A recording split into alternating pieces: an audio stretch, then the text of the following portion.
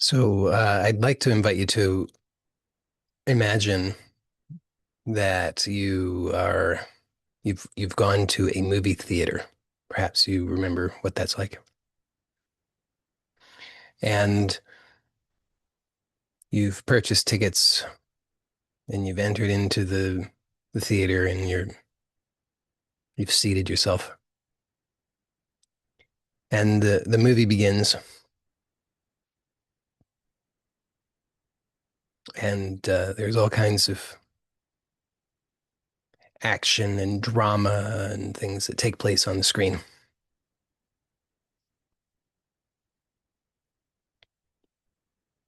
And then the movie ends and you get up and you leave from the theater. And some days pass. And how important then is what took place on the screen?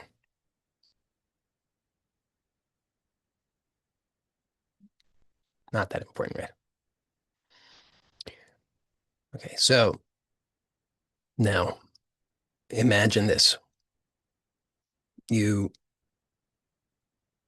lie down in bed, you close your eyes, and you drift off to sleep. And you begin to dream. And you dream all kinds of things. Action, drama. And then after some time, the dream ends, and you wake up and you open your eyes and you realize that you were asleep in your bed and it's morning and you stretch and you get up out of bed and you go about your day. And after some time, how important is what happened in your dream? Probably not that important. I mean, the dream or the movie or a book that you read or a story that somebody tells you, any of these things, they could inform you. They could reflect things to you that maybe offer you some valuable insights regarding yourself, regarding your desires, regarding the choices that you've been making, regarding your values and so forth and so on. So they might have some value, but in and of themselves, how important are they? Probably not that important because they've come and they've gone. I mean, what are you going to do? It's already it's already gone. So there's nothing there for you to hold on to. I mean, people try, right? I mean, people will do that. They'll congregate with other people and talk about the movies from the past.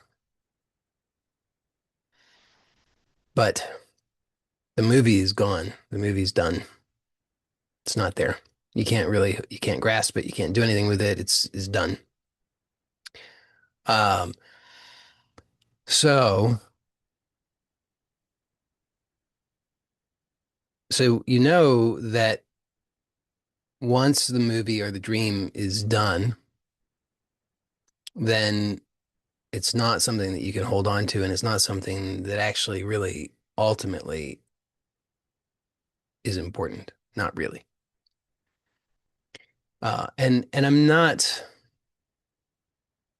well, I'll just leave it at that.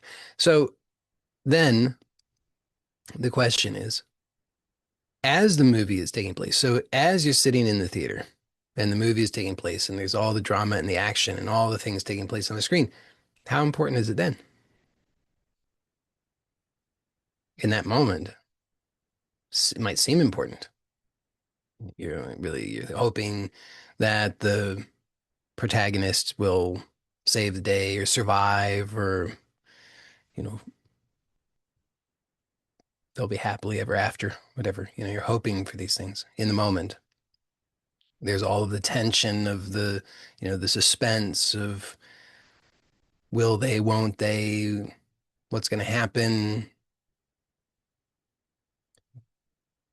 But actually, in that moment, really, is it important?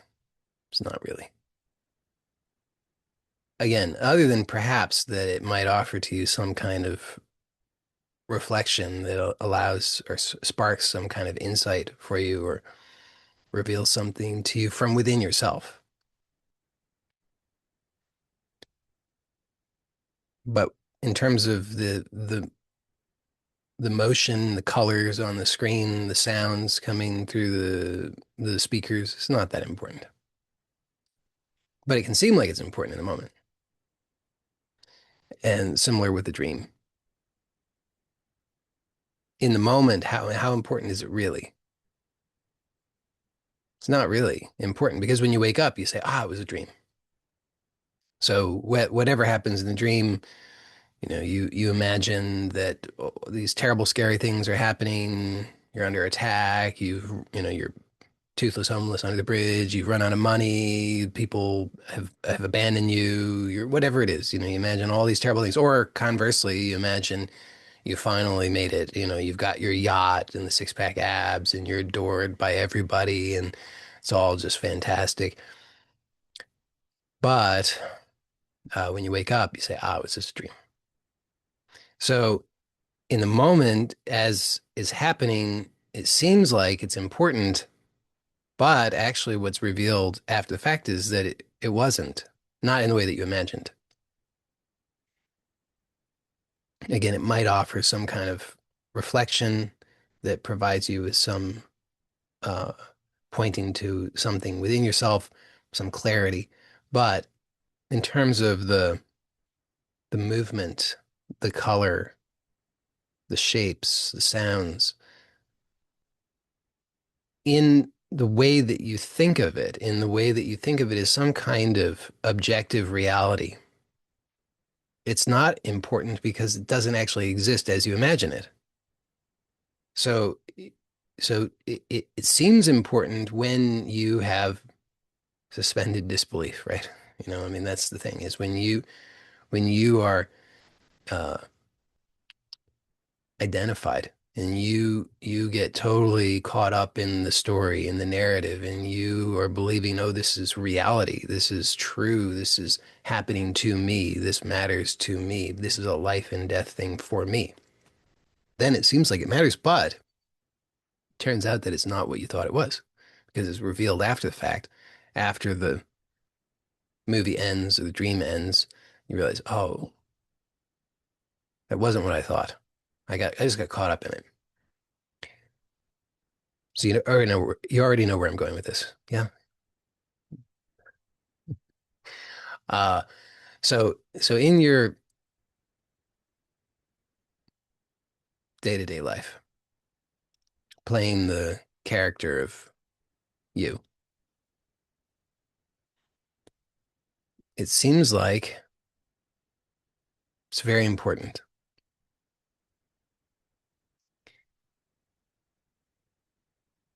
in an objective sense, in a sense of like this is me and this is my life, and I have to make it work in the way that I think I have to make it work. I have to have success in the way that I think of success, in the way that success has been defined for me, or in the way that I have unconsciously defined success. I think that I need that.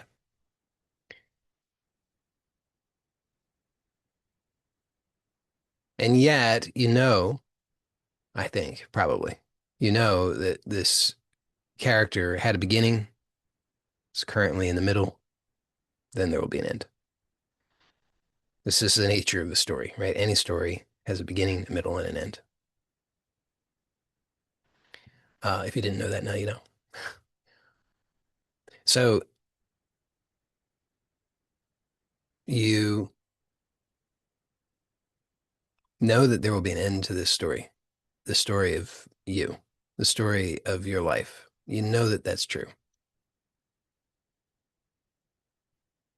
And you know from every other story that you've experienced up to now that in the middle of it, there is a tendency to get caught up in it, to get identified, and to feel that it's really important that it works out the way that you think it's supposed to work out.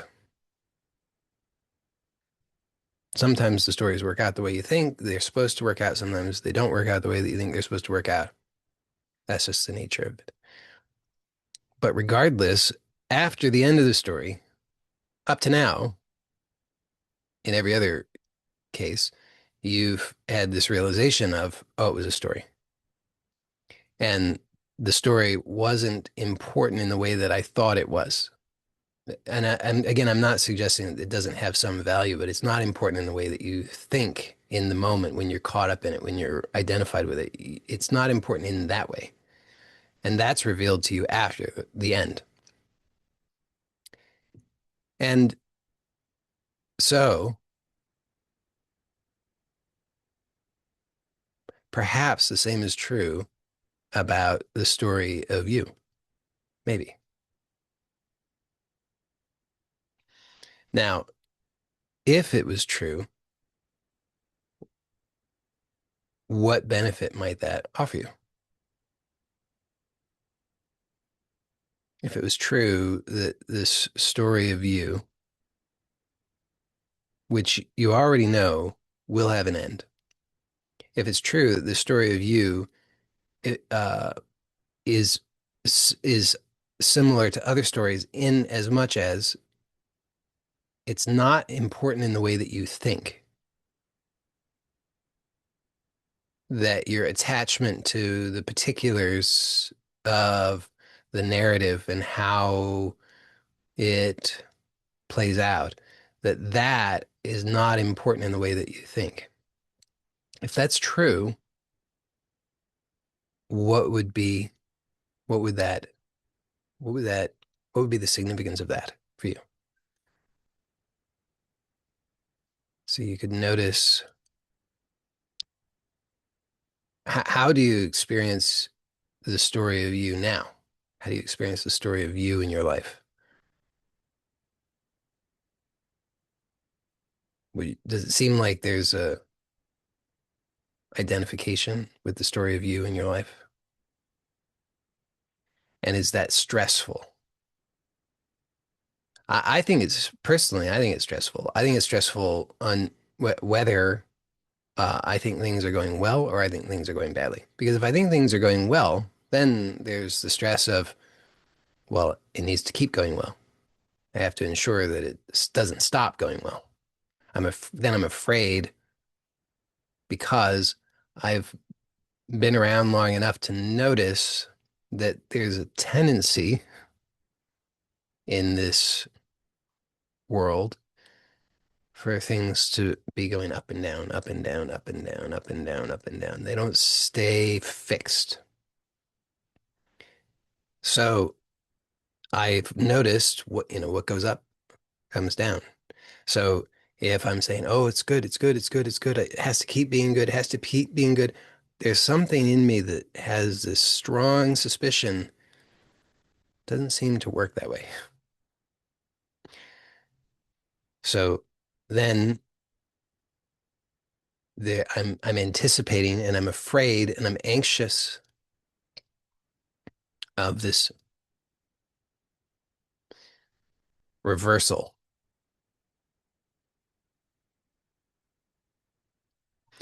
Now, when things are seeming to go bad, of course, then I'm also feeling stressed. I don't like this. It shouldn't be this way. So terrible. Why does it have to be like this? What sort of God would make a life like this? What's wrong with me? What's wrong with the world? What's wrong with life? What's wrong? How do I fix it? How do I fix it? Will it ever get better? It's never going to get better. What if it gets worse?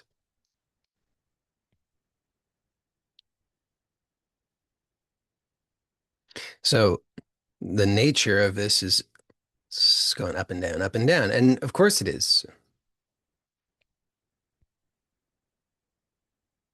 because think about what it's composed of. It is composed of energy. What do you experience? I'll tell you what I experience. I experience sound, light, sensation, taste, smell.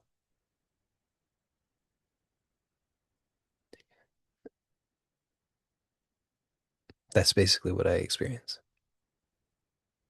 in unthinkably marvelous combinations and permutations, which create virtually infinite, if not infinite, uh, diversity. But it seems to just consist of those five senses. So that's what I'm experiencing. And what are those? They're energy.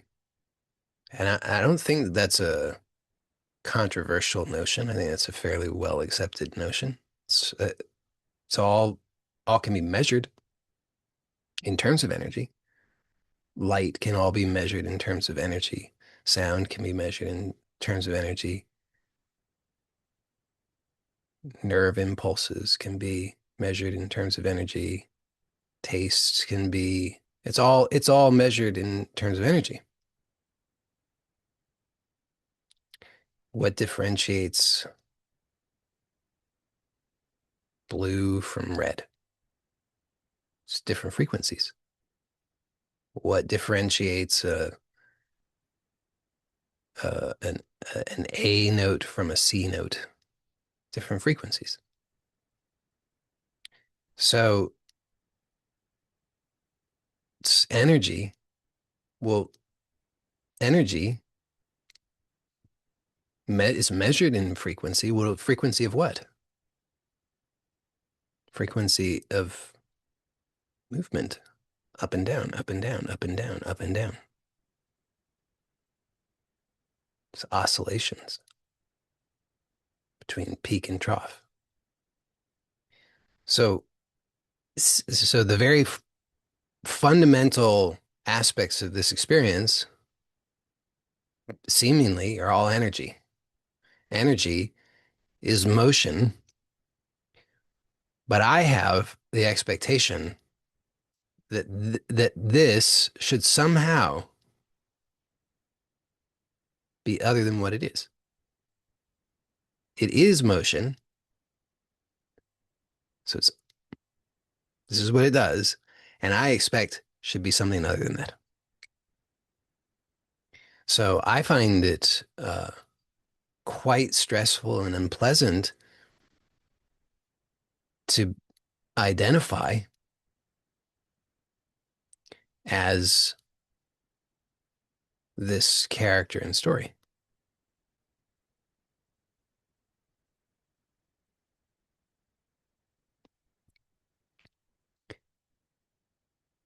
Not only that, because I know some people say, oh, but wait a second, it's so beautiful. What do you mean you're just going to detach and float away? No, no, no, no. That's not what I'm saying.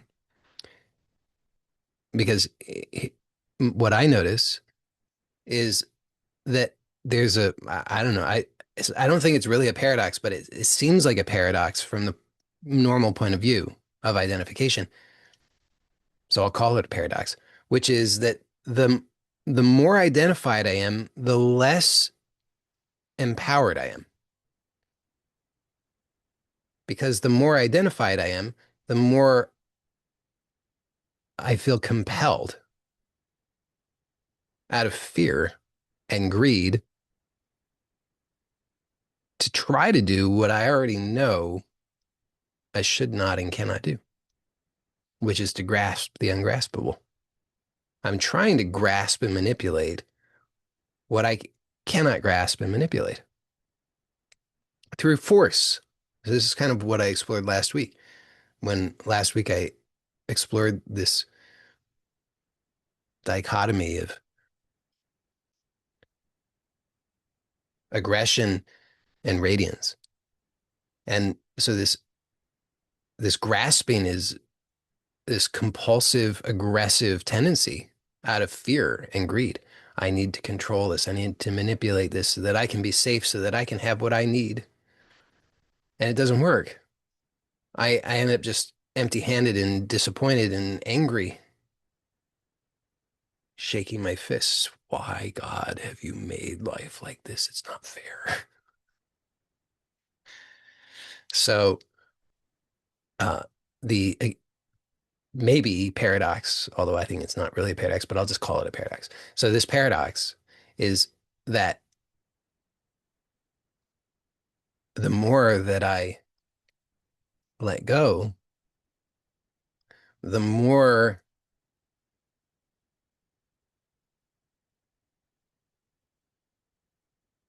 empowered I am because I actually am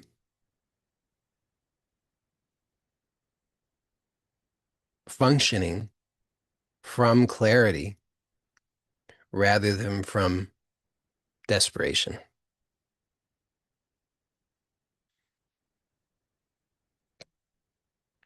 So uh, one more thing I want to say about this, I mean, I'll probably say many more things, but one more thing that comes to mind immediately is that I've also noticed, and I'm sure I've said this many times before, that there's seems to be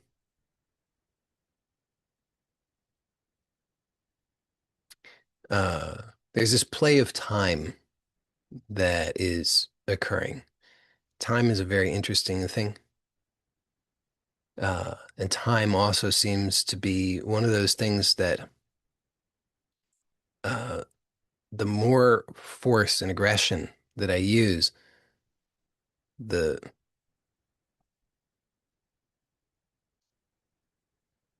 the more time plays with me in seemingly unpleasant ways. So, but the tendency is out of fear and greed to try and grasp at time, to try and force my will on time. I will show time. Look at me. I'm gonna be master of time. Time will bow and bend to my will. And the more I try to do that, the more I'm I'm led around on a leash by time.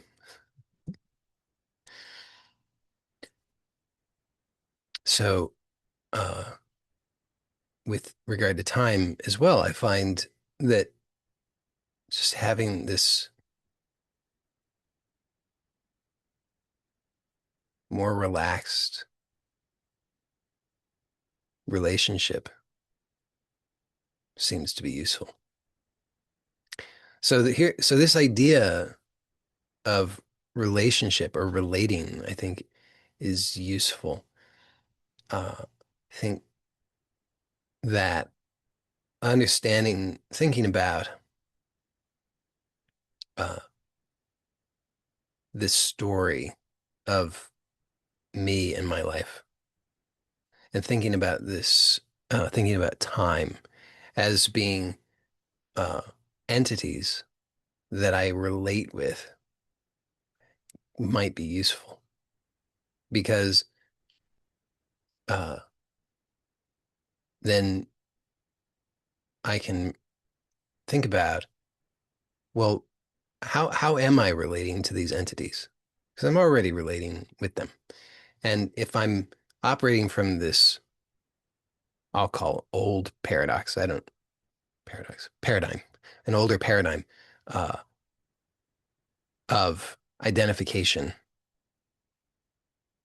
then I'm unconsciously relating with these entities using aggression, using force, trying to aggressively uh, force my will. And of course, think about in when somebody is attempted to do that to you.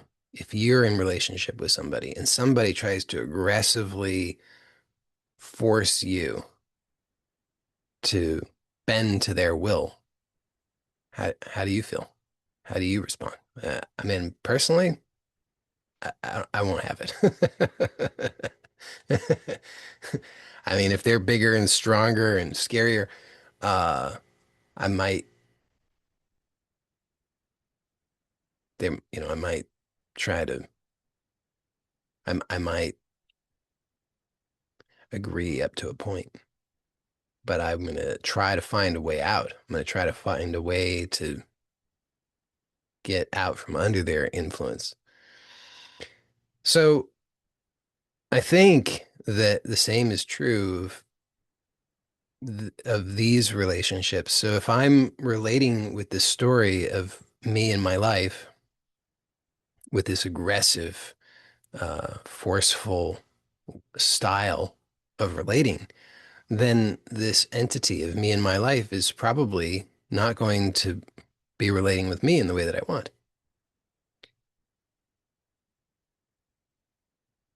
If I, so then I could ask myself, well, how do I like to be related with?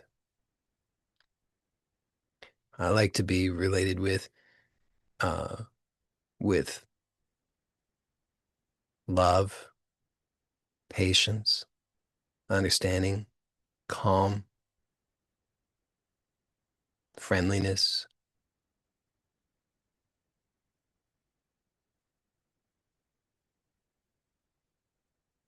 appreciation, gratitude. So, well, then perhaps it would be skillful and wise for me to relate to the story of me and my life in a similar way.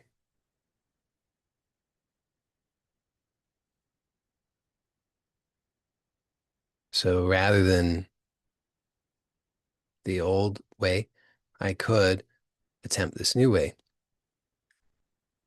So, sort of like, again, if you're sitting in a theater watching a movie, you could notice, you could try to force your will on the movie. You get angry, stand up and shout and throw things, and get all upset about it and stressed.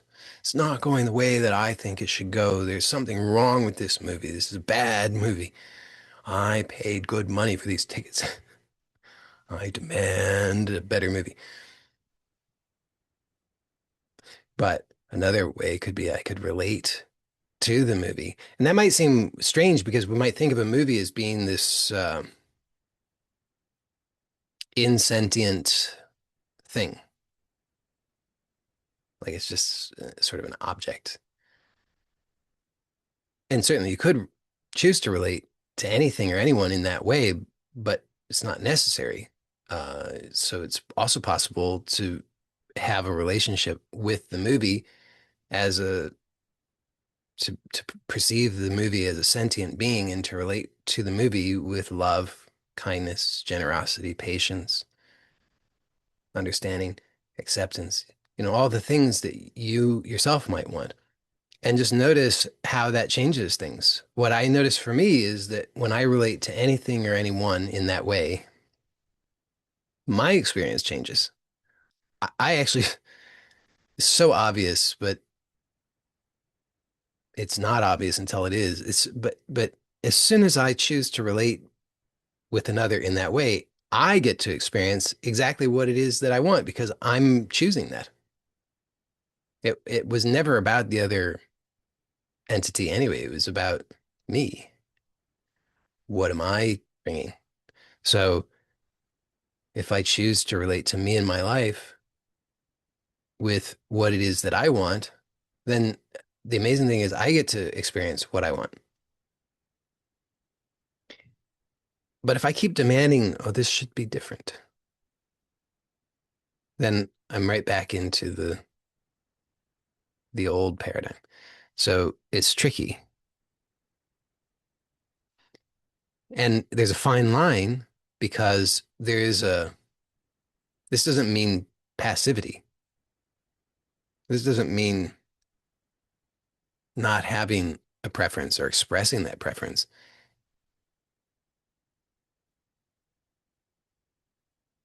There's because to relate means bringing yourself fully, but also accepting the other fully. So there's an interplay. So there's this fine line as I relate with me in my life. There's a fine line between uh, acceptance and passivity, let's say. So passivity would be I'm powerless and just this is it's sort of a dead thing, and I'm I'm just existing as deadness in a dead universe, and it's all just mechanical, and there is no actual relationship. But acceptance is, as I'm using the term, it's uh, coming from a place of a dynamic interplay where there's a perception of this is a dynamic universe that's alive, receptive, responsive. So it's not that I just say, well, this is just how it is, and I guess I just have to grin and bear it, but rather an acceptance that, okay, this is what I'm perceiving, and a deep exploration of what do I want and an expression of that. And then and then as this comes to relating to time as an entity, so time, uh, again, I've noticed if I have this very aggressive way of relating with time, then time has this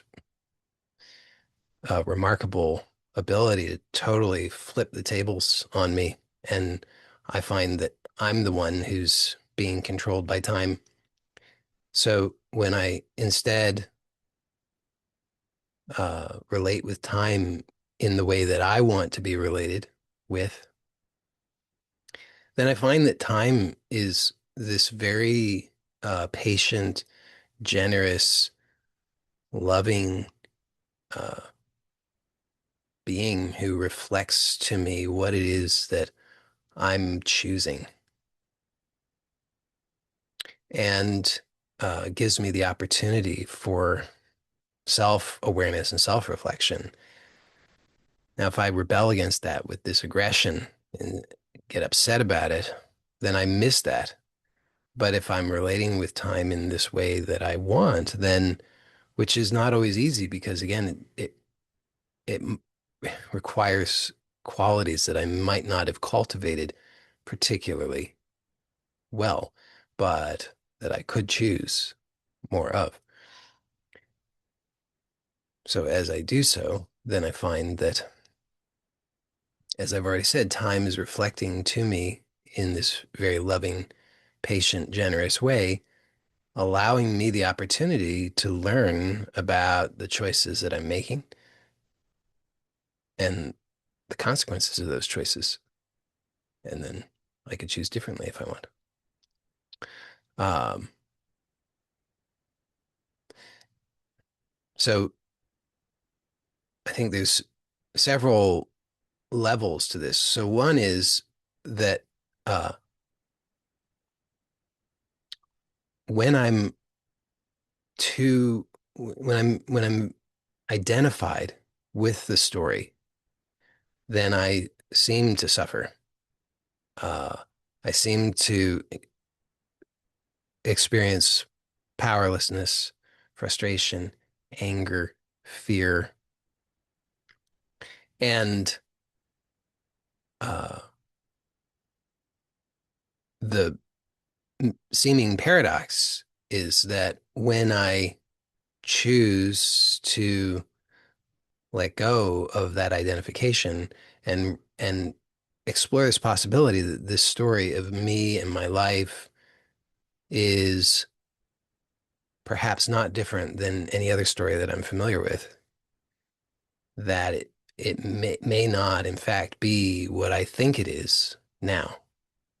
And that if I imagine after the end of the story of me and my life, that might give me some perspective to realize how that might be true, that now it may not be what I've thought it to be. And so then I could choose to let go of that attachment and aggressive tendencies of how I've been relating with the story of me and my life. And then through that, paradoxically, I actually connect to authentic empowerment, but it's an authentic empowerment that is not the old style of what I thought empowerment was, because I thought empowerment was this aggressive thing. Like, I'm going to just make it happen forcefully. Doesn't matter what anybody else says or does. I'm going to exert my will.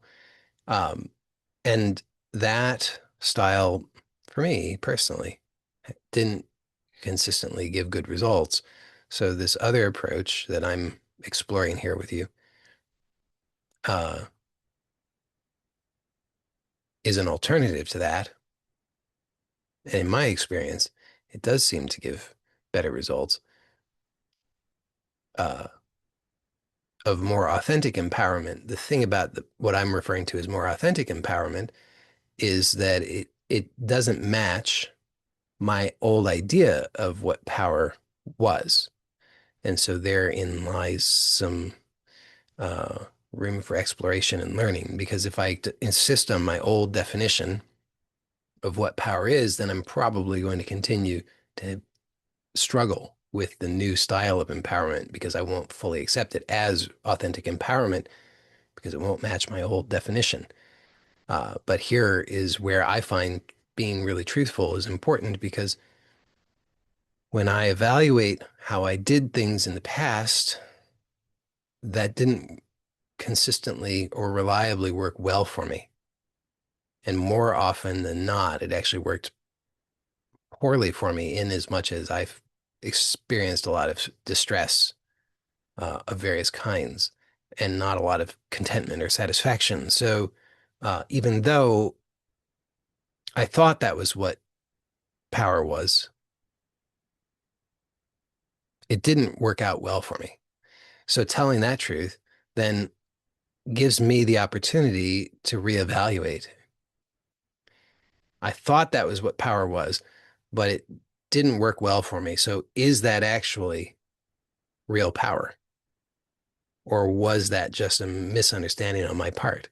And if I continue to insist that that was real power and it continues to give me unsatisfactory results, then uh, that's okay. But I would be foolish to expect that it should do otherwise. On the other hand, if I can acknowledge that it's really not what I want, then I'm free to explore. Given that I thought this was what I thought this was power, and I thought it was going to give me this outcome that I thought I wanted, but it didn't do that. Perhaps I was mistaken. So then let me just explore, well, what is authentic empowerment?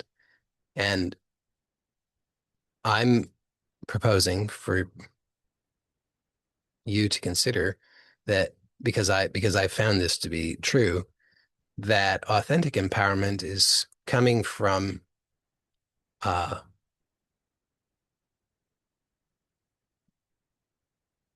from a let's say a space of what I referred to last week as radiance, which is there, I have all the time. It doesn't matter what is apparently happening because what is apparently happening, I can view from the understanding that this is uh, like watching a movie or like witnessing a dream. So I don't have to be reactive to it. I don't have to uh, try to force my will on it. I don't have to be afraid of it. I don't have to be angry about it. I could choose to relate with it in the way that I want to be related with. I don't know how you want to be related with, but I proposed earlier, and I'll propose again, the ways that I want to be related with, which I could relate with this story, the ways that I could relate to the story might include patience, kindness, love, generosity, understanding, calm, and so uh, if that seems like something of interest to you, uh, then I'll also propose this because I know some people might say, maybe, okay, so some people might say, well, this sounds interesting. I'm curious about it. A person might say, well, I can acknowledge that the way that I've done things, the way that I've related to me and the story of my life, has not worked particularly well. And so I might benefit from a new way. And this new way that is being proposed or pointed to sounds interesting, but I don't really know where to even begin with that because I just seem to be caught up in the identification with this story. And uh, so I don't know how to make that kind of change. It seems too big or too radical somehow. So I'm sure there are lots of different ways. Well, there are lots of different ways of approaching this. Um, some ways consist purely of the just the recognition. So for some people, just contemplating some of the things that I've suggested here today might be all that is necessary. This is a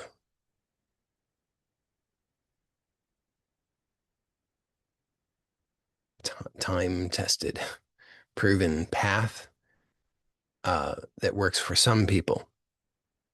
I don't know that it works for all people, but it does work for some people, so it's worth exploring and considering. Um, and this is just to explore, contemplate, for example,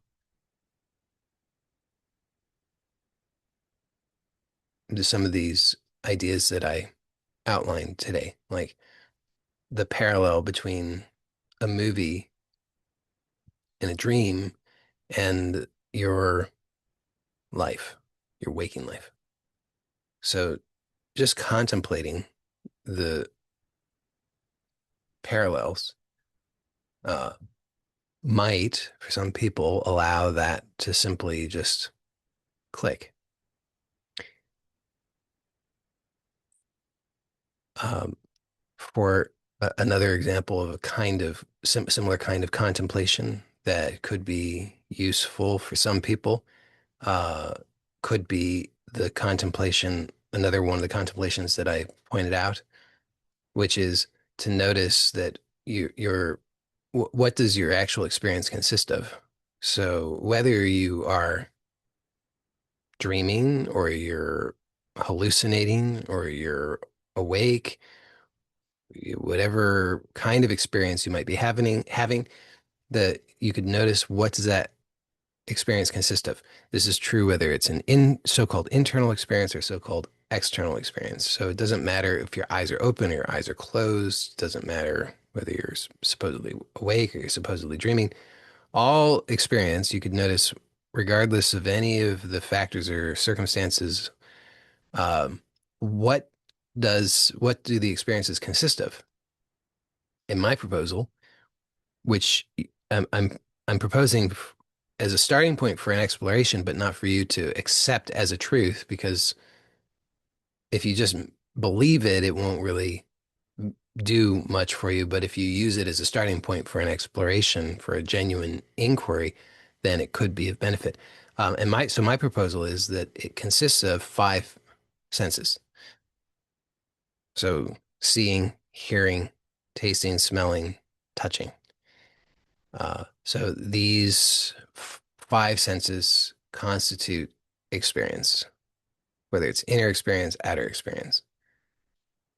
So that could be a useful contemplation as well, at least a starting point. And just to observe that, to really notice that and explore that and notice, is that true? Are there exceptions? If there are exceptions, how do you know about those exceptions? Um, so just to explore that could, for some people, allow this to click. Um, for other people, it's beneficial to do some kind of, say, meditative practice. I mean, it's somewhat of an artificial distinction to distinguish between contemplation, meditation, but be that as it may, for some people, it may be beneficial to do something like a breath awareness practice. So, as many of you know, I'm, I, I believe in the benefits of breath awareness. Uh, so I often recommend it. I'll recommend it now. It's worth exploring breath awareness on a regular basis. And for those who are not familiar with how I recommend exploring breath awareness, I'll just give you a few pointers. Not that my way is the right way, but it's the way that I can speak about, so I can offer you a few pointers that might be of value to you. So the way that I would recommend practicing breath awareness is just to notice the breath as it happens. So it's not about trying to control the breath. It's not about trying to breathe in a particular way. It's not about trying to achieve a particular experience or state. It's just to notice the breath as it happens and to allow the breath to occur. So there's this uh, kind of a meeting point of you breathing and the breath happening, or you being breathed. So there's a meeting point, and as you explore that, to really find that edge where there's you're not trying to force anything to happen. You're just exploring and allowing for the breath to occur. It can reveal to you many things, uh, and and call into question many assumptions that you've probably made about who you are and how life works. And the purpose, my intention with suggesting this is not that you try to come up with some new intellectual understanding, but rather it's a direct revelation. So it's not something that you need to be able to put into words. Putting it into words after the fact is fine, but it's not necessary because, you've heard lots of words. Words don't, in and of themselves, give you what you want. They can point, but ultimately what you're wanting is what's being pointed to, not the words themselves. So don't get hung up on words and don't go searching for the words or some kind of intellectual understanding because that won't really satisfy you. So this is about a direct revelation. So if there's as the direct revelation occurs, just allow that and don't try to leap out of it and then grasp it with an intellectual understanding because the intellectual understanding is not really important. And what I would think, maybe expect that these inquiries, these explorations uh, can offer you is, as I said, this direct revelation regarding who you are and what this story is. So the up until a certain point, for most of us, there's no clear uh, distinction made. Now, it seems like there's several stages to this. So first, it's like there's no distinction made. There's just identification. I am the story of me. And then it's possible to have this direct revelation of the distinction between who you are and the story, which offers uh, this direct revelation that who you are is ultimately unaffected by the story. The story is not going to, it's like if you go to a movie and in the movie everybody dies, you still walk out of the theater. If you go to the movie and you watch the movie and in the movie everybody wins the lottery and has millions upon millions of dollars, when you leave the theater, you have just as much money as you had when you walked in, minus the cost of the ticket. I mean, you didn't gain any money because everybody in the movie gained a bunch of money. So the the direct revelation can be that who you are is untouched by the story, which is not the end of this process. It's just the beginning of the process. I think a lot of the time, many people mistakenly think that's the end. They're just trying to get to this detached state, uh, or however they imagine it. They have some idea of what that's going to be, but that's not the end from my point of view. That's just a one stage of the process that's necessary because as long as I'm identified with the story, then I'm just compulsively reacting and caught up in the fear and greed.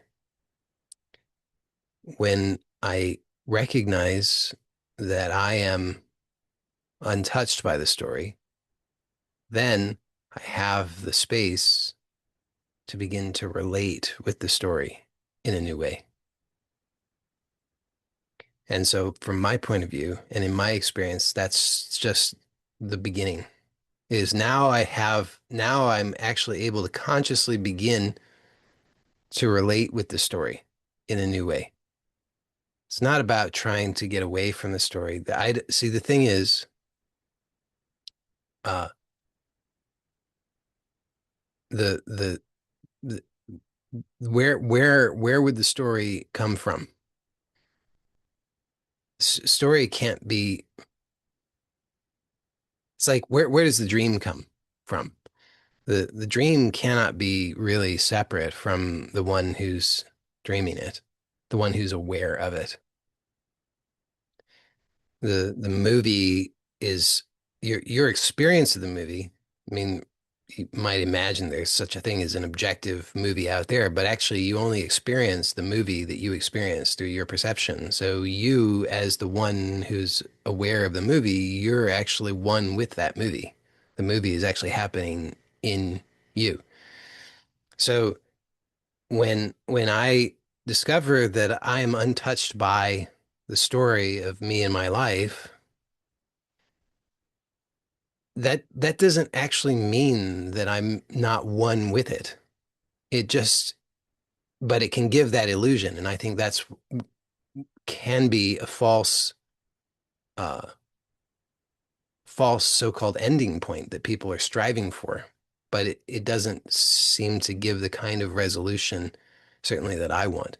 So I perceive it as this is just a necessary stage so that I can begin to relate with the story in a new way, ultimately, which reveals this revelation of unity and wholeness, but uh, there seems to be a process involved in that. So the first step, as I've said repeatedly, is to be able to differentiate and recognize that I am untouched by, ultimately, by this story, by the contents of the story, by the what I previously thought was affecting me. Then I can begin to relate with it in this new way. And through this new way of relating, now something new emerges. And that I can't speak much about at this time because I don't have enough, I guess, enough perspective on it to be able to say much on it at this point. But I don't think that's necessary right now because I think I covered everything that I wanted to cover, probably, and then some. As usual, a lot of words. But for those who've stuck around, I assume that you've gotten some value from it. So for those who are here live, if you've got any questions that you'd like to explore together, I welcome you to put those in the chat, and I'll take some time to go through the things in the chat. And for those who end up watching this on YouTube, if you have not yet gotten access to the Real Transformation Guide that I offer for free on my website, I recommend that you get that. And I'll put a link in the description on YouTube. The benefit of it is that potential benefit, I think, as I put in that guide five um, of the key points that I think contribute to real transformation. And these are very simple and extraordinarily accessible tools or pointers that everybody has access to. You don't need to go out and buy books or courses or workshops or tools or gadgets or any of those things. Not that those things might not sometimes be useful, but for the purposes of this real transformation guide, my intention is just to point to what I believe are five of the most powerful, useful, and accessible tools or pointers that you can work with starting immediately. And so that's available at my website at joeylott.com/RT for real transformation. And like I said, I'll put the link in the description on YouTube. So for those who are here live, I'm going to go through the chat now. So we've got a question here that says, can you use the rapid resolution method to remove the charge to an addiction, basically to rid yourself of it so it no longer has a hold on you? Also, with active relaxation, is it okay to spend maybe 3 to 5 seconds or slightly more on each part of the body? Great questions. So for those who are not familiar with the rapid resolution method, it's the name of a method that I have shared that is um, a way of resolving the emotional charge that's attached to any any topic. So it a could be a memory. It could be a some kind of specific person, place, event, situation. Could be food, anything, um, beliefs. So you can use this process for any of those things. So the question is here specifically about an addiction. So I would say, I mean, so the short answer is yes. Um, the slightly longer answer, so that I think this could be useful to you, is I would recommend this. So think about um, the so when you say an addiction, um, I mean, if you want to give me, if you don't have to, but if you want to tell me um, what you're specifically referring to when you say addiction, I could maybe give you slightly more detailed response. But in general, um, as I would understand what you're referring to as an addiction, I would understand that there's a stimulus and then there's a response, and that you don't presently have seem to know how to uh, change that. So what happens is, particularly when something's been done, when it's been repeated often enough, then um, there's this. I should really look it up. It's because I refer to this often enough. I don't know if it's Hebb's rule or Hebb's postulate or Hebb's law. It's one of them. Hebb, Hebb. But it's the phrase that goes with this is that neurons that fire together wire together. So the idea is that um, repetition of pairing of things will your nervous system will try to create efficiency for that by creating um, uh, biological changes so that the if there's like a particular pathway of neurons that they actually will move closer to one another so that now it just happens automatically. Uh, and so once the thing has been done, to, when certain things have been paired often enough, then it becomes unconscious and automatic. And so a lot of so-called addictions are like this because you've paired the things often enough, and then it just becomes unconscious and automatic. And so uh, this is also you can alter this though. I mean, so it's a reversible or changeable thing. It's mutable. It's not like forever it's going to be this way. This is just an efficiency based on the fact that you were pairing these things often enough. Your nervous system is just like, here, let me make it easier for you, because it seems like you want these things to always go together. But now you're choosing that you actually want them to not always go together. So the stimulus and the response, you want to move them apart so that they don't always go together. So so one way that I found works pretty well for this using the rapid resolution method is ask yourself this question. So notice just notice whatever this so-called addictive behavior is that you want to change. Uh, Notice a recent time when you engaged in that, and notice just before you did the behavior, notice that feeling. And then ask yourself, when is the first time I can remember feeling this feeling? And it may not be the first time you ever felt the feeling, it's the first time you can remember now. And I point that out because sometimes people get hung up and they're like, I don't know when is the first time. It's not important that you find the first time ever. It's just the first time that you can remember. And whatever memory comes up, work with that. It doesn't matter. Honestly, it doesn't matter whether it objectively happened that way or not. Uh, it really doesn't matter because this is how your nervous system is processing it. So whatever comes up, work with that. That memory has an emotional charge. Rate the emotional charge on a scale from 0 to 10, 10 being the most, 0 being none. Obviously, it's going to have a greater than 0 charge.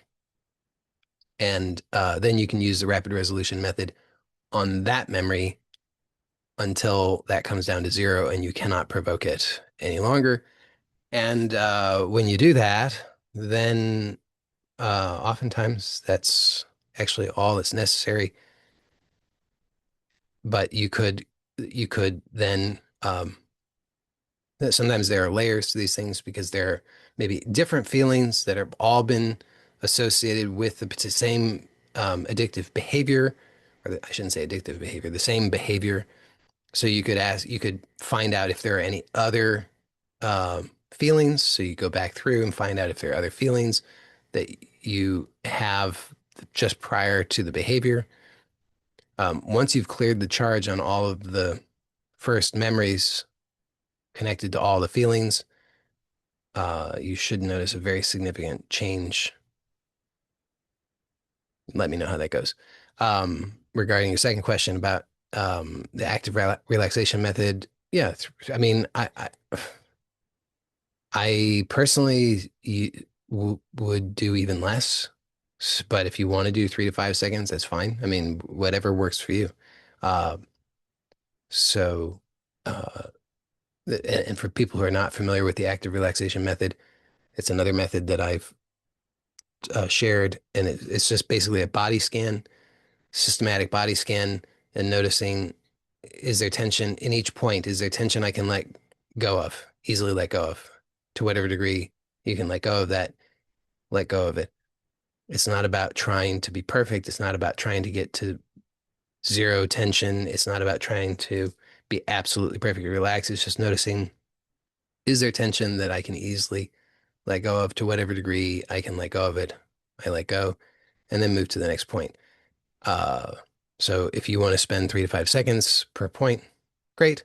If you want to spend half a second per point, great. If you want to do 10 seconds, it's fine. Whatever works for you.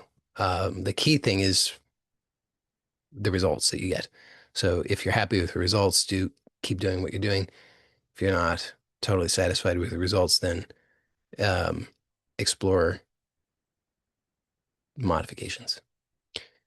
Um,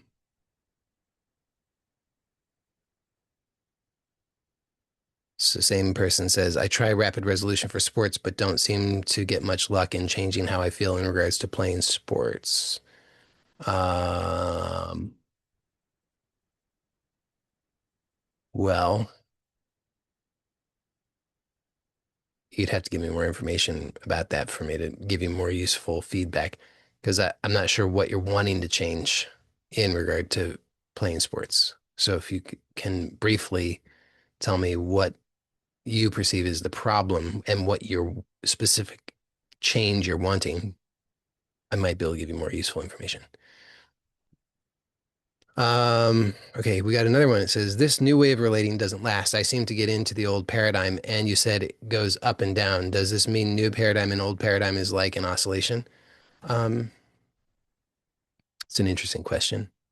Well, I mean, so first of all, I wouldn't expect, I mean, I think it's useful to always have positive expectation, but to hold it very lightly because that just sort of helps to encourage things in a particular way, but without trying to without falling into the trap of frustration or disappointment or discouragement. Because, and with that said, personally, honestly, I don't really expect that any change is going to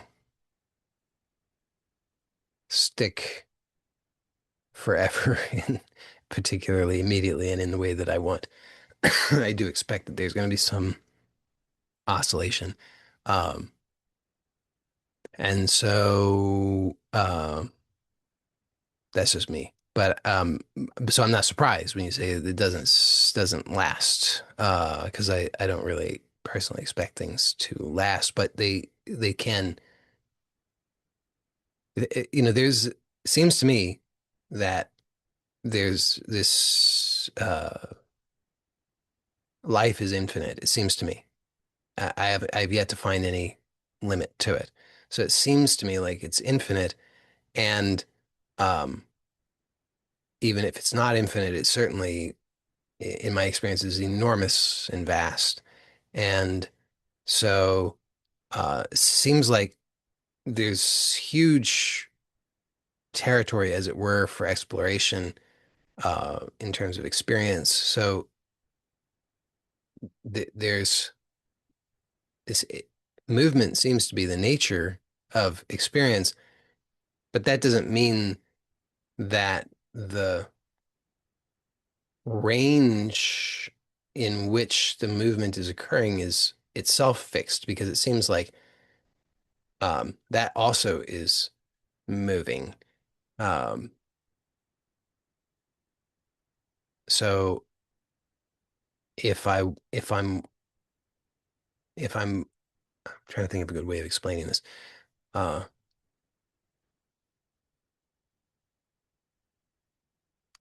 by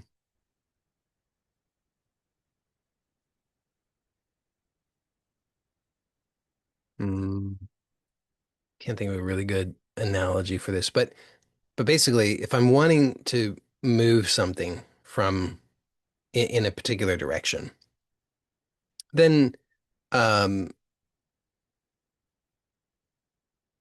being persistent, gently persistent, lovingly persistent in that seems to give me good results. Uh, if I have the expectation that it should already be done, then I'm easily frustrated. But if I just continue to be lovingly persistent with my intention, then things seem to move in that direction over time. Um, so when you say, does this mean the new paradigm and old paradigm is like an oscillation? Kind of, I guess. Yeah, yeah. Uh, but the new is the just notice that the new is what you're introducing through your intention. So so if you give up on it, then you could say the old is your old center of gravity. So the tendency will be just to go back and stay within that range. If you keep introducing the new, then yes, there's going to be an oscillation, but you're you're kind of nudging the center of gravity in the direction of the new way. There's a question here that says, believing that there's enough time would solve majority of my so-called problems. What did this revelation help you with? Well, everything. Um, I would say that for me, it's much bigger. I mean, when I say there's enough time, uh, that's, there's a lot in that because it also means, so, okay, if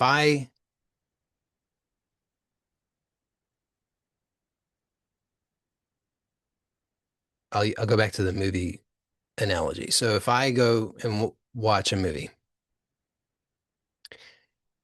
uh, if I have the expectation that that movie, most movies are like 90 minutes.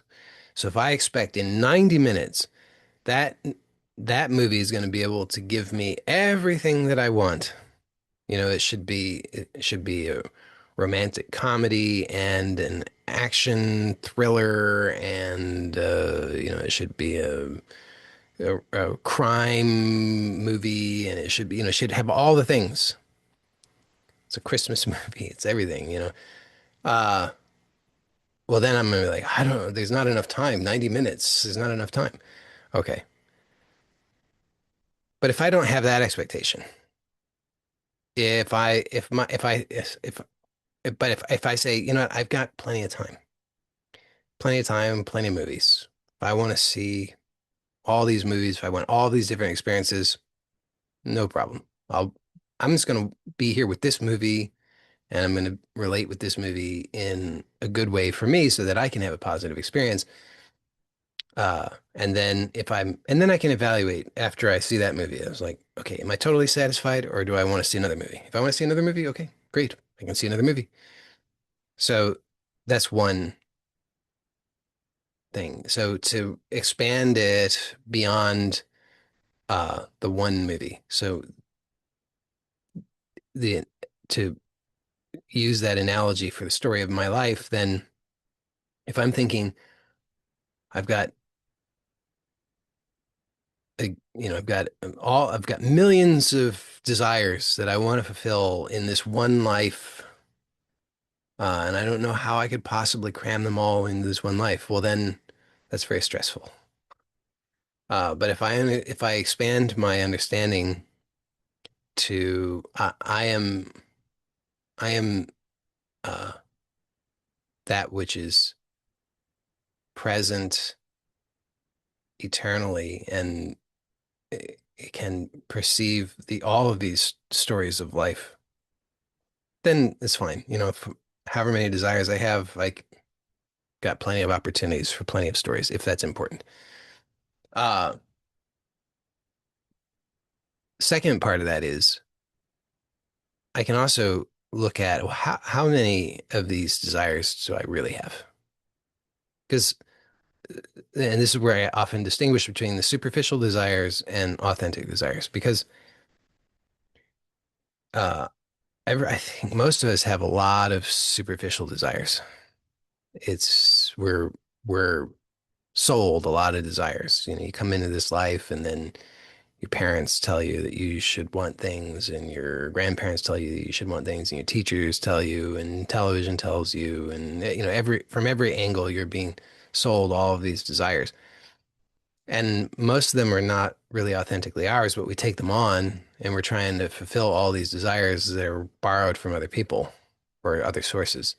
So then a lot of people will get into these situations where they've got, you know, they got the house and the spouse and the car and the yacht and the things and all the whatever. And they're like, oh, and I don't really feel any resolution from any of it. Well, probably because they weren't really authentic desires. They were borrowed desires. So distinguishing between borrowed desires and authentic desires, I think is extremely helpful. And I guess it's going to depend on the individual, how many authentic desires they have. Some people might be pleasantly surprised to discover that they have very few authentic desires, and then they might even discover, much to their surprise, that those authentic desires that they have are, it's possible to completely satisfy those entirely internally. So if that happens, that's and from my point of view, that's a real blessing in terms of time, because then how much time do you need? You don't need any time. You know, instant satisfaction. Uh, but some, not everybody's going to arrive at that, at least not immediately. But at the very least, I think most people can dramatically reduce the amount of desires that they really believe that they want to fulfill. Um, and And then I think those two things working together. So one is to know that you are that eternal being which is present to all the stories. So there's no time does not limit you. Time exists in you. If you want many stories in order to satisfy all the desires, so be it. Second part is to uh, really do an thorough uh, examination of the desires that you think you have, to distinguish between borrowed desires and authentic desires, so that you can almost certainly then significantly narrow down the number of desires that you actually want to focus on fulfilling. And I think those two combined can pretty dramatically reduce the anxiety of having a sense that there's not enough time.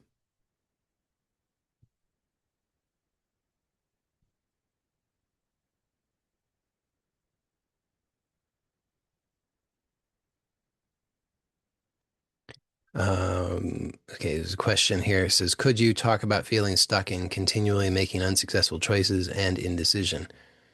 Well, the first thing would be to have clarity. I mean, so if you say unsuccessful choices, I would say the first thing that comes to mind is know what you want, uh, and put it in, or put what you want in order of priority. Because what I found is if I don't know what I want, well, I'm always going to end up being dissatisfied, and I'm going to decide that I'm unsuccessful. Um, but that's just a lack of clarity about what I want. The second part of that is if I know what I want, even if I've done the work to know what I want, but I've got like 10 things that I think I want and I haven't prioritized them and I'm just trying to address all the things all at the same time, equal priority, I'm also going to end up dissatisfied and then I'll decide that I was unsuccessful. So, knowing what I want and then putting them in order of priority and focusing on them in that order of priority would be the number one thing. And then, uh, and then for each, so for number one priority thing, I would then also do an analysis of getting clear on defining it. I mean, that's part of knowing what you want, but just to be explicit about it, it's really important, I found, that I know with crystal clarity what it is that I actually want. A lot of the time, what I've found for myself, and this seems to be true for other people, is that I think I've defined what I want. I think I know what it is that I want.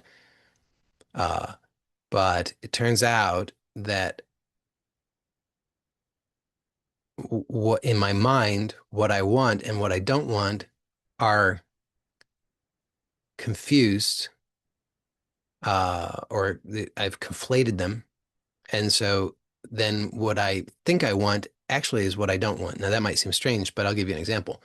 I might think I want $1 million. Well, on the surface, if you said, "Do you want $1 million?" I might say, "Yes, I definitely want $1 million."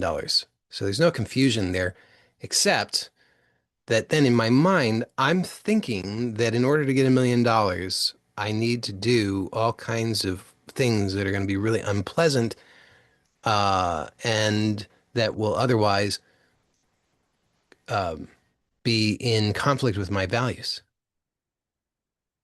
Well, then it turns out that's not what I want. I want the $1 million, but I'm thinking that the only way to get $1 million is to do things that I don't want. Therefore, it turns out that's not what I want. But I'm still thinking that that's what I want. Now I have a conflict because I'm thinking that's what I want, but it's not what I want. So on the surface, I'm saying, well, why is this not working? I know what I want. I want $1 million. Why is it I keep making unsuccessful choices? Because I'm what I'm actually thinking about when I say I want $1 million is something that I don't want. Therefore, I have a conflict. I'm going to quote unquote sabotage myself because I have this internal conflict. So getting clear on what I actually want. Now, what does that look like? Well, um, I'm not going to go into the specific processes here that I would usually recommend because it's a little bit too time consuming to go through all those. But at a higher level, it just means asking myself, what do I want? And then noticing when I imagine what I think I want. So if I use this example, I want $1 million. So when I imagine, I say, okay, I want $1 million. Great. Now let me imagine that.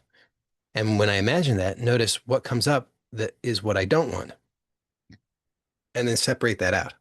So I want $1 million. When I imagine getting $1 million, I imagine, well, I'm going to have to uh, work for 12 hours a day, 7 days a week, and I'm never going to have time for anything else in my life. Like, whoa, that's not what I want at all. Okay, great. Let me separate that out. So what I actually want is to make $1 million uh, through doing work that I enjoy that is meaningful and that where I'm doing that work for no more than 40 hours a week. So now I've defined more clearly what I want. So now I'm going to imagine that. And when I imagine that, notice, well, now what, um, is there any resistance or obstacles that come up? And maybe it's like, well, that's not possible for me. Okay, well, so now I know I'm going to separate that out. So now what do I want? I want to make $1 million through these things that I already mentioned, um, in a way that is possible for me. Okay, so I'm going to keep doing that process so I get right. I'm refining it. I'm clearing, I'm taking away all of the things that are not what I want that were previously all stuck together. I'm going to separate out the parts that were not what I want so that now I just know what I want. And then my job is just to be receptive to that. Just I'm not going to try to force it. Just going to be receptive to it. So I'm just having the clear vision and I'm being receptive to it. And when I have a clear vision that is what I want and I'm receptive to it, then and I've put and I've prioritized things, so I'm just focusing on high priority. Then in general, what I would expect is that I will have ideas of actions that are highly likely to help uh, manifest more of what it is that I want. Does that guarantee that every time, every action that I take is going to work out the way that I thought? No. But I would expect that in that case, I would see much more of what I would consider to be successful actions with successful outcomes. Uh, all right. I'm not sure there's a question in this comment, but it's a long one. So I'll just read it and see if there is a question that comes out of it. So this comment says, one thing I feel I lack is resilience. I have so much proof of having resilience when I think about everything I've survived in my life, but when faced with any challenge, big or small, I spiral mentally and emotionally like as I can't handle it. Breathwork and awareness help in these situations, but it feels so tough each time a new challenge is met. Is there a way to improve and build my inner resilience bit by bit rather than constantly freaking out? This sounds like a great candidate for using um, self-concept model. So you say you have lots of examples uh, that you would define as resilience because you say everything you've survived in your life. So um, I think I don't know if you have access to the self-concept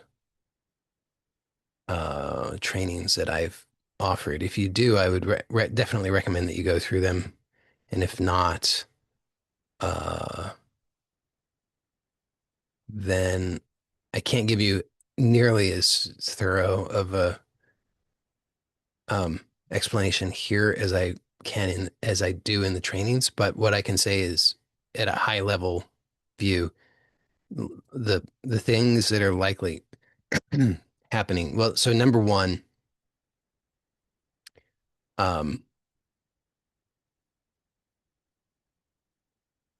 you probably the first thing I would ask, and you probably this is true, but it's good just to make sure, is do you actually value resilience? Uh, is being a resilient person important to you? Do you value res when there are other people who are resilient, do you value that in those people? If so, that's a good indication. If not, then probably it's just that resilience isn't actually what you want. And then I think it would be better to get clear on what actually you want. If what you want is to be resilient, a resilient person, then um, there's what's going on is that there's the way that you represent being resilient for yourself doesn't is not strong for you. So we represent qualities of our self-concept, and some ways that we represent them are strong for us, and some ways that we represent them are weak for us. So the starting point would be to identify a quality that you would say is true about you, that you value about yourself. Like maybe you're loving, maybe you're intelligent, maybe you're kind, maybe you're uh, generous, whatever it is that you would say you value and that is true about you. Um, you want something that's strong. If I asked you, are you that? You would say yes. It would be totally congruent. Yes. There's no hesitation about it. You know, like, well, sort of, yeah, mostly. It's just yes. And um, So whatever that quality is that is a definite yes, then you want to notice how do you know that you are that? And uh, so most people, predominantly most English speaking people, are represent their uh, qualities visually. Um, some people do it. There's a minority of people who do it primarily auditorily. Uh, it's not even worth really mentioning kinesthetic because it, most people don't do that.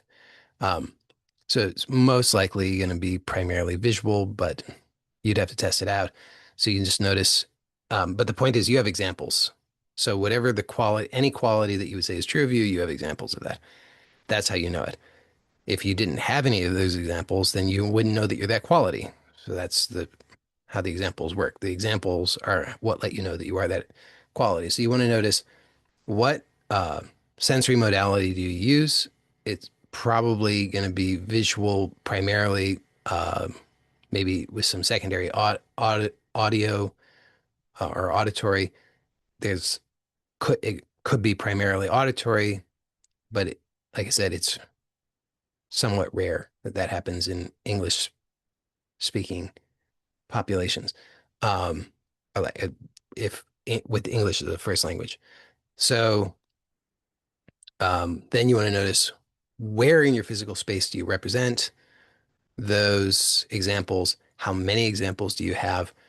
Um, and what else do you notice about the way you represent them? Like, are they in color or black and white? What's the size of them? Um, things like that. Then you can contrast that once you've noticed how you do that um, with the quality that you want to strengthen. In this case, being resilient, if that turns out to be what you actually want. Notice these examples that you have of being resilient, because you say you have examples. So notice how do you represent those?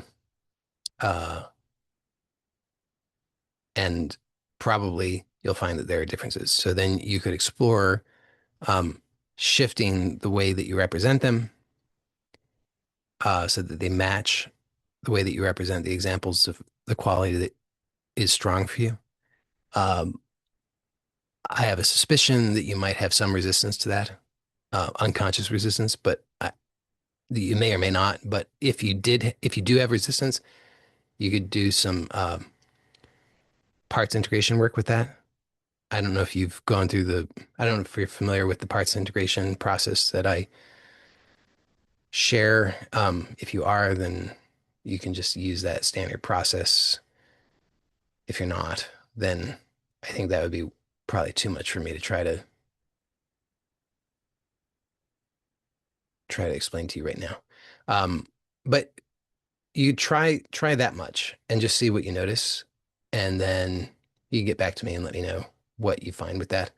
And I could probably give you some other pointers once I get feedback from you on how that's going.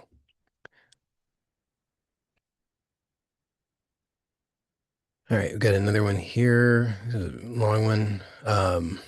So it says, I also heard that the aim of human is to respond to the situation, and that is done by seeking to discover that one cannot change what is, nor act upon it now. It always takes time, seconds, days, but instantly we always lose energy against what actually is. We can just propose an action from seeing what is. And that we do not have to wait to be perfectly centered, that we just try and then correct errors from feedback, and that it would progressively lead to instantaneous response from within. Does it occur with what you propose? Do you have proposition to accept what is not from ethics, but obvious existence? But then time does not exist. This is weird if we try an error in time. Um, so the question is, does it concur with what you propose? That specifically, I'm not sure which part you're referring to specifically, but you say uh,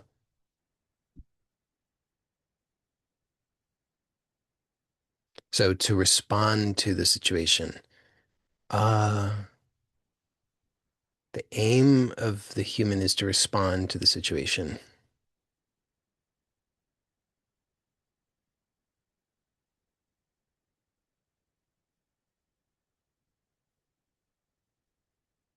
I don't know that I agree with that. Uh, the the aim of the human is to respond to the situation. It seems to me that that there is a that life is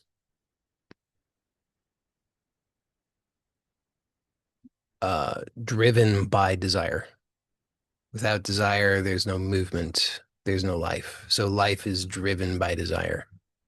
So the desire arises and then and then seeks its fulfillment. So how can it be fulfilled? So the desire, in order for the desire to be fulfilled, there has to be a knowledge of what is this desire and what is uh interfering with the fulfillment of the desire and what is necessary in order to resolve that. So, and then there's action that is required in order to complete that. So that's my perception of it. And so I don't think, so I suppose that it's possible. I mean, not only possible, but it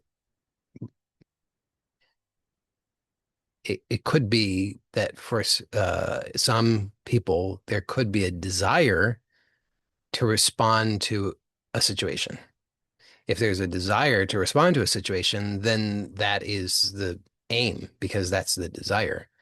But I don't, from my point of view, it doesn't, I don't, I don't think that's generalizable. I think that's only specific if that's the desire. The generalizable thing would be that, from my point of view, that desire is the driving force that seeks its own resolution, and that life is that. Life is the desire and then the seeking and ultimate resolution of the desire. That's what's happening. Uh, so do you have to be centered perfectly? Uh,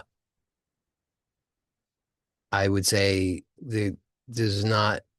So you'd have to define what it means to be centered, and probably most definitions of what it is to be centered are actually defined. For most people probably define being centered uh, in a way which is almost never going to happen. And so in those cases, I would say it's useful to redefine what it is to be centered, rather than say you don't have to be centered. I mean, because there's certainly no requirement, but I think it'd be more useful to redefine if you value being centered. I think it's more useful to redefine what it is to be centered in a way that is functional and supportive for what you actually want. Um, and then uh, so then you say, do you have a proposition to accept what is? Well, I think accepting what is intelligent, because what is. So it's already after the fact. I mean, you're only aware of it after it already is. So to to reject or resist something that already is just seems foolish and unskillful use of energy. Rather, I think acceptance is always the foundation of any wise and intelligent action. Um, and that's what I can say about that.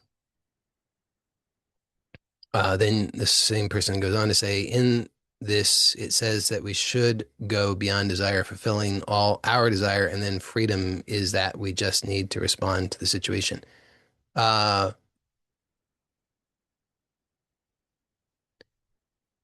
Well, that's certainly one way to understand it. To me, freedom is uh, totally free and doesn't have a condition to it. So it doesn't require that there's no desire or that there's going beyond desire. Hmm. Um, the way I understand freedom, and I'm not suggesting you should define freedom the way that I do, but the way I define freedom, freedom allows for desire. It's not uh, Desire is not an obstacle for freedom in the way that I understand it. Somebody says, "Can you summarize a bit, please?" Unfortunately, I I'm not good at that. Let me see. Can I summarize? Well, let me go back.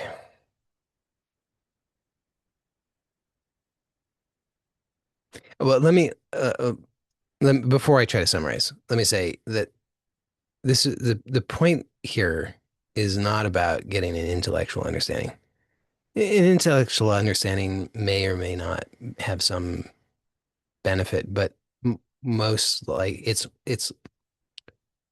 I think more likely to be of no benefit than it is to be of any benefit. And uh, so I'm not really trying to encourage anybody to have an intellectual understanding of anything. Uh, and so my concern is just that a summary is appealing to an intellectual understanding, whereas what I'm really wanting to offer is an invitation to a direct revelation, which is something that is available to you even right now if you choose to allow it.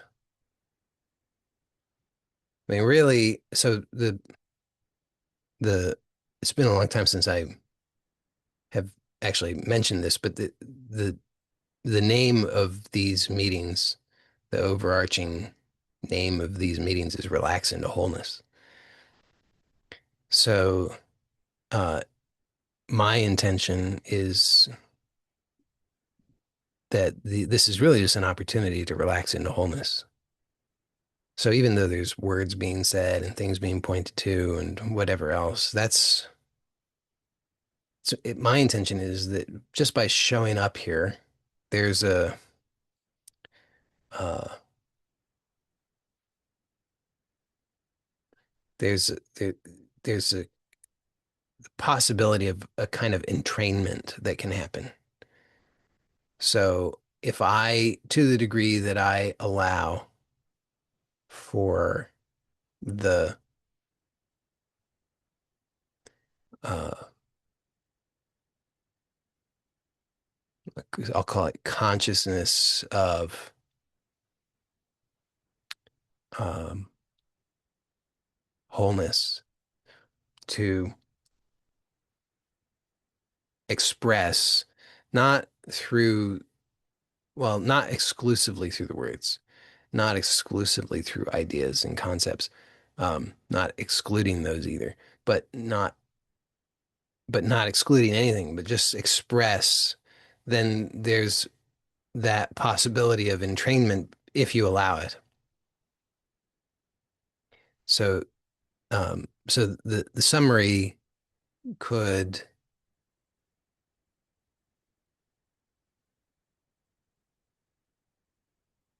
appeal to a part of your mind which is looking to avoid and training to wholeness. With that said, I'll see if I can offer you a summary nonetheless. So the summary is that um, wholeness is already here, and it doesn't depend on what happens in the story. It doesn't depend upon whether you the character of you achieves what you think the character of you is supposed to achieve.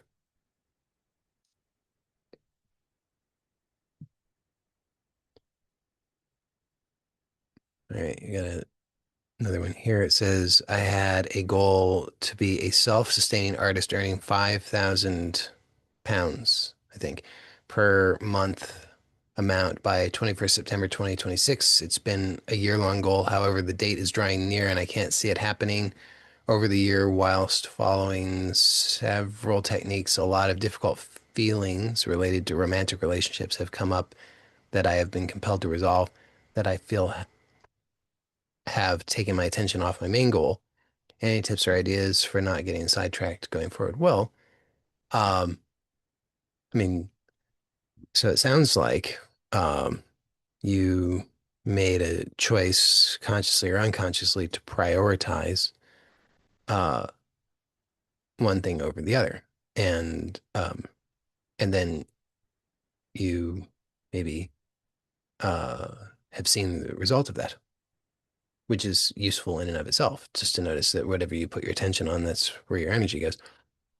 Um, so I think consciously choosing what you want to prioritize is important. Uh, so if you're not consciously choosing what you're prioritizing, then I would recommend making that a practice of consciously choosing what you're prioritizing. And if you want to choose to change what you're prioritizing, that's totally up to you. I mean, it's like you have the freedom and the right to do that. So it's not like you failed if you made one plan and then you reprioritized midway and your original plan didn't happen as you had originally expected. That's totally to be expected. Um, but I think consciously choosing your priorities can be really helpful. And and that's probably the biggest thing. If you um and I recommend, which you might already have been doing, but I'm wondering maybe if you actually have, because but anyway, I definitely recommend, as you've probably heard me say, putting writing down what you want and putting attention on it every day. And when you do so, much like I described earlier to uh, at some point today, um, when you put attention on what you want, notice what resistance or obstacles come up, and that's giving you clarity, more clarity about what you actually want. Because what you actually want is, uh, in a sense, it has to be free of those obstacles. Because by the time when you arrive at what you want, you've gone beyond the obstacles. So allowing yourself to consciously acknowledge the obstacles and then more clearly define what you want consciously so that it's free of those obstacles is important. So, so you say you what you want is 5,000 pounds per month uh, as a self-sustaining artist. So, um, so, so you write that down, and then every day imagine that and notice what obstacles or resistance come up, and then allow help yourself to then more clearly define what you want. Because I'm quite certain that you have unresolved inner obstacles relating to your goal. Um, I can give you other tips, but I would start with those and then uh, let me know, give me some feedback on how that's going for you. And if you have other questions, once you've put that into practice for a week or two, then you can let me know and I can give you some other ideas. So we've got another one here. It says, is it fair to say that patience and persistence are key to manifesting what we want? Um, are they key?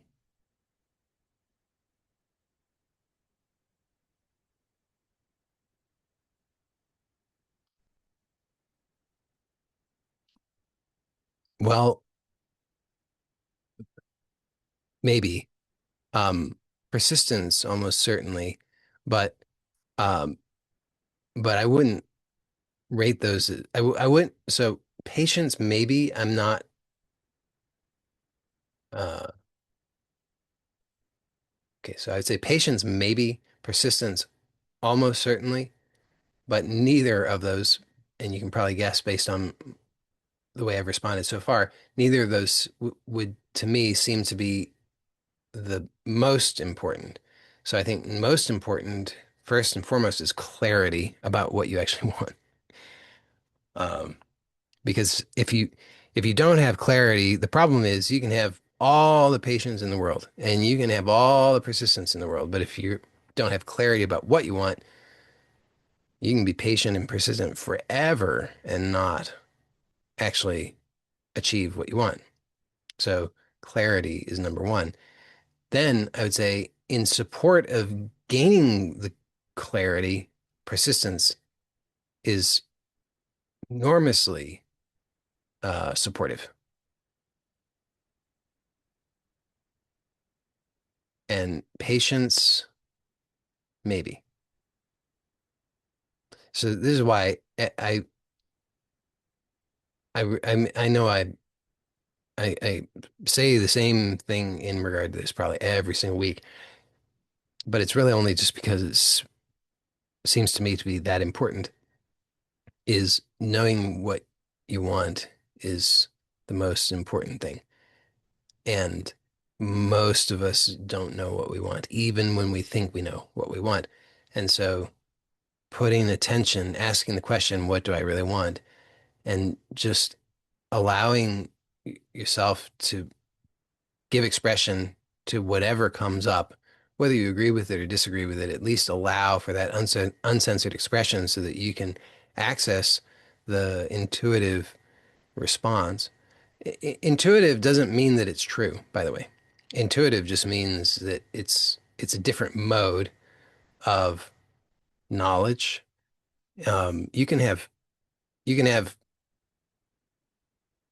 analytical knowledge that is true or not true. You can have intuitive knowledge that is true or not true. They're just different modes. Um, but but they give us different access to different information. And if we cut ourselves off from the intuitive, then we're cutting ourselves off from a significant amount of information. And so at least allowing yourself to access that intuitive response and express it, I think is really important. And then what I've noticed is over time, um, more and more clarity starts to form. So a clearer image starts to form. So asking every day, what do I really want? Giving honest expression to whatever it is that comes up, and not denying the rational, but and analytical, but at least balancing that with the intuitive by at least allowing that to be expressed on paper so that you can document it. And then noticing over time as that clarity starts to emerge for you, and then, as I've also said, there's this tendency to mix up what you want and what you don't want. So you think, like I gave the example, I want $1 million, but then I think the only way to have that is through the things that I don't want. So I think what I want turns out to not actually be what I want. So then I have this conflict inwardly regarding that. So getting clear about what I actually want by refining that, by taking away what it is that I don't want from that is an important part of that. Um, that's what I can say about that. Then we've got a question here. If the desire is seemingly physically impossible but feels like an authentic desire, question mark, could that be something that's satisfied in another lifetime, or is it something to just sincerely ask for guidance about? Well, if you if it's something, so when you if it seems like an authentic desire, I would recommend rather than trying to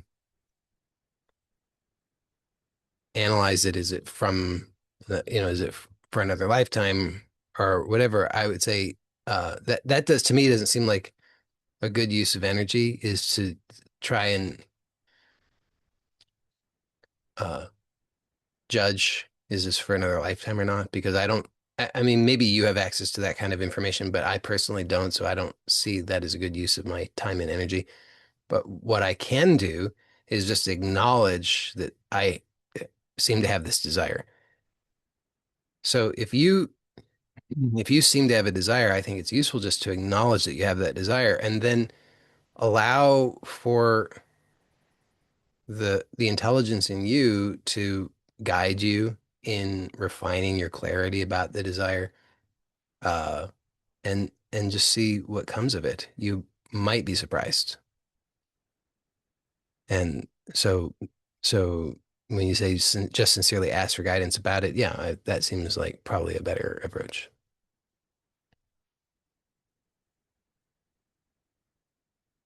Um, the person who commented earlier is now saying the exercise to say yes to what is. I'm not sure if what the question is. Is that a question? If that's a question, you'll have to clarify that for me.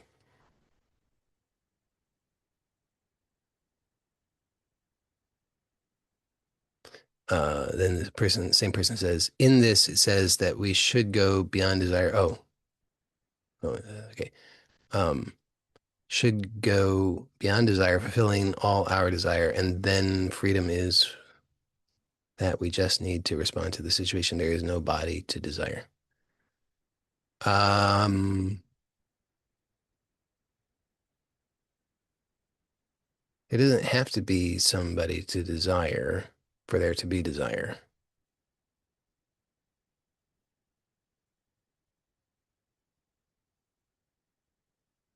but there would maybe have to be somebody to try and figure out what to do about desire. Um, so,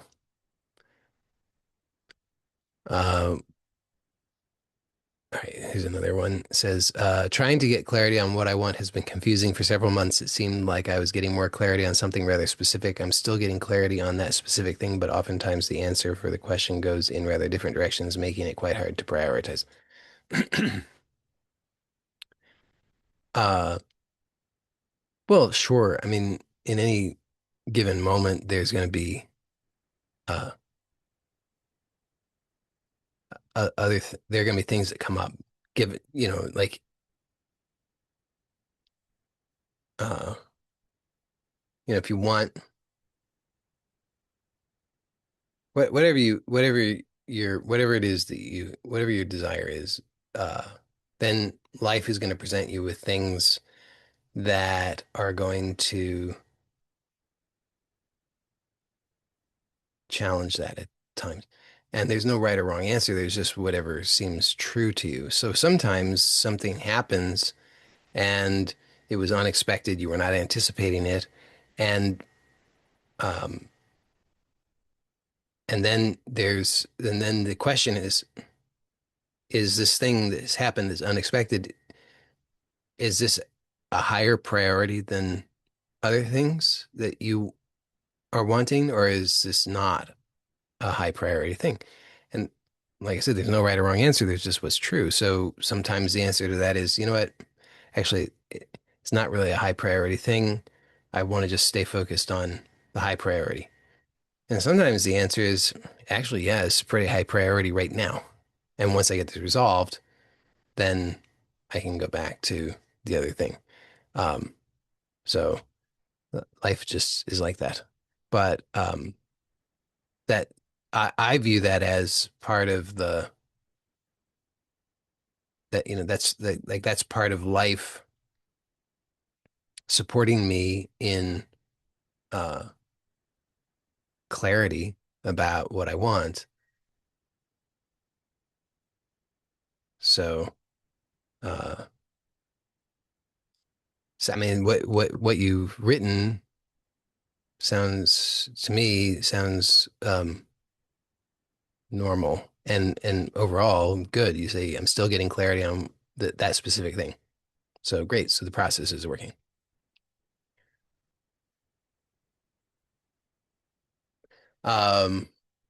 All right. I don't see anything else in the chat. So I guess we're done. Thanks to you all. Take care. Bye for now. Blessings to you all.